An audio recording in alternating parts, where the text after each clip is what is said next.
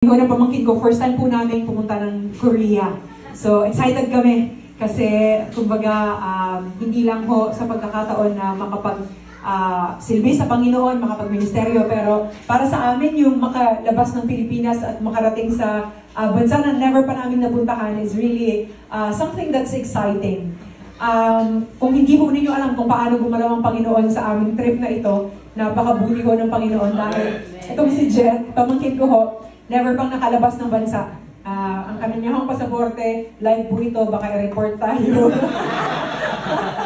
Report tayo sa kung saan man. Pero never pang nakalabas ng Pilipinas.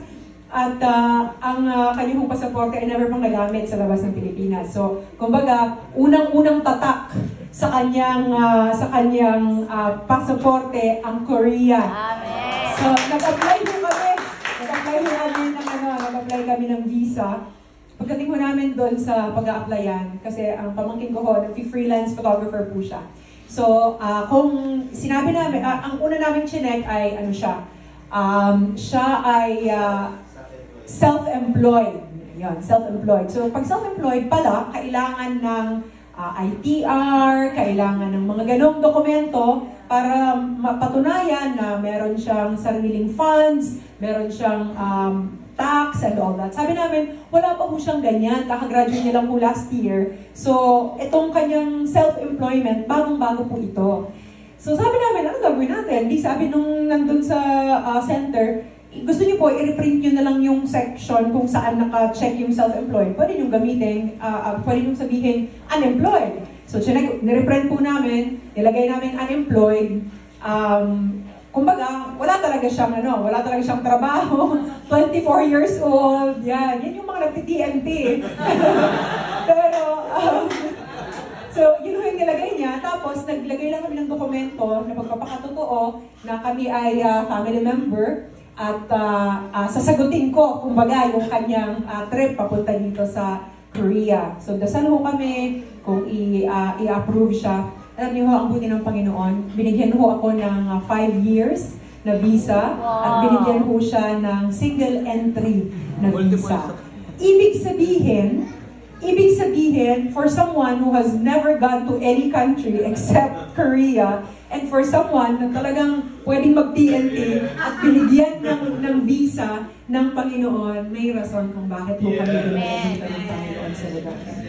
And now that we are here, we've seen and we are so encouraged. Honestly, I am so encouraged to see the community here. Kayo po, dalawang bagay ko ang nasa isip ko pag iniisip ko ang simbahan ng Panginoon dito sa Korea. Kayo po yun.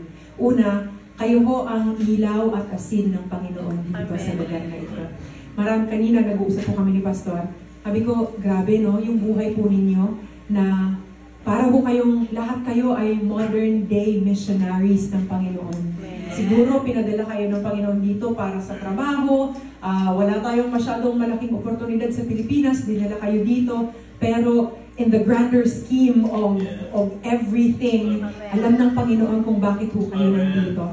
It is exactly to minister to our Filipino kababayans. Kasi sabi ko nga, Pastor, kanina, sa totoo lang, sa dinami-dami ng Pilipino dito, tapos yung wala silang mapuntahan, walang makapag-ministeryo sa kanila, wala silang malapitan. Kumbaga, ang hirap nun, pero nung makita ko na kayo nagtitipon-tipon dito, doon po sa isang church na pinuntahan ho namin, saan yun, Pastor? Sa Yangju, nagtitipon-tipon ang mga kapatiran, and they encourage one another.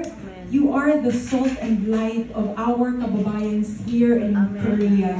And maybe not only our kababayans, but also for other Koreans, that they see that we are gathering together, we are intact. And I think the second thing that when I think about you is that your love for one another, just like what we have read in the scripture a while ago, your love for one another is a great testimony that our God is alive and that our God is love.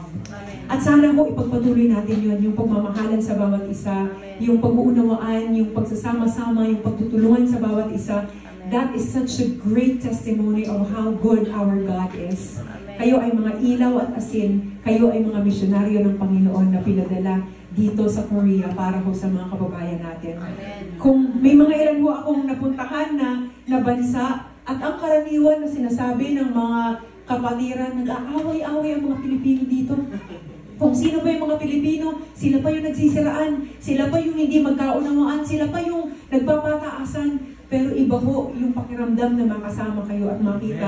Bagaman hindi perfecto ang simbahan, alam natin, pero yung pagmamahala ninyo sa isa't isa, yung pagtutulungan ninyo sa isa't isa, yung inyong buhay na binigay na ninyo sa ministeryo ng Panginoon, ay talagang napaka-powerful ho para sa kingdom ng Panginoon dito ho sa Korea. So maraming salamat for your time. Thank you for inviting us. Sa akin ho, napakalaking pribilehiyo nito. Akala ninyo kami yung nagbibigay ng encouragement sa inyo, pero sa totoo lang kayo ho, nakaka-encourage mo kayo sa amin. So thank you for this time. Thank you for the opportunity. And thank you for I think this is not only an opportunity, but this is really a privilege to serve the Lord and serve my kababayans here in Korea. Maraming salamat.